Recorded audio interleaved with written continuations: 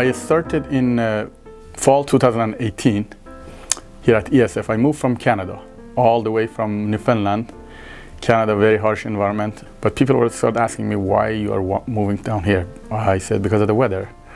So the weather, obviously, here is not that perfect as well for some people, but it's already Florida to us. So that was the main reason we moved from Canada to here. So I'm an expert, or I'm trained in remote sensing in all my bachelor, master, and a PhD. I've done a lot of work with using satellite technology combined with AI technologies to understand the environmental issues. When I was up in Newfoundland, environmental issues were mostly to monitor icebergs and wetlands in harsh environment over there, and sea ice monitoring their thickness and all those. So I was looking for an opportunity that I could apply to my knowledge to a broader context of environmental issue connected to climate change and all this stuff. So obviously ESF, it's one of the focus campuses on environmental and forestry issues.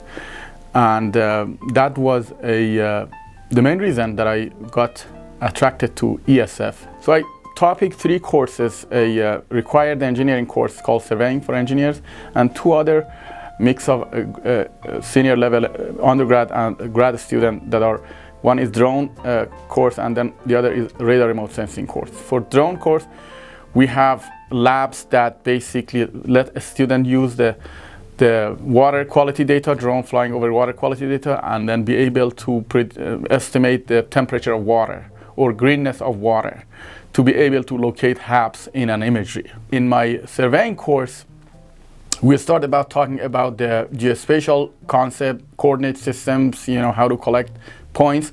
But at the end of the semester, students make a map of the part of the campus. So that's a real world example. So that sort of gives a little bit of relief to me as an instructor, so the student make something very, very meaningful in the courses. Over the past 6 years, I have been heavily involved in developing research methods on harnessing satellite data combined with machine learning and AI to basically map regional structure of forest. One of my recent projects is with the Northeastern U.S. Research Cooperative Program, which is a funded program from U.S. Forest Service. We are mapping the Northeastern United States forests to understand how forests have been changing over the past 2 decades with regard to climate change.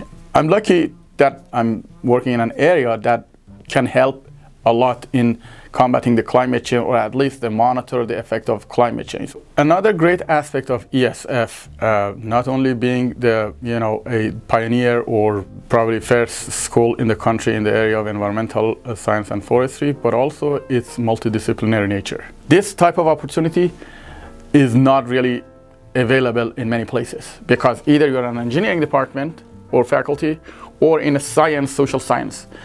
But now this is, I guess, this have a little bit of everything. So a student, depending on their expertise and interest, they go into one of the areas of their interest, but they gain a lot of knowledge to basically see how this knowledge can address the real world problem with the expert available into many of them. That's one of the big reasons that I joined academia, because I could explore what I love. Utilize my expertise over the past 20 years. You're feeling that you're helping the society. I have a little note on my door that say, no matter how your labs or teaching goes, but at the end of the day, you should be able to loudly say that I have done what I could do for my country and for my people. So that is an important motivation for me all the time.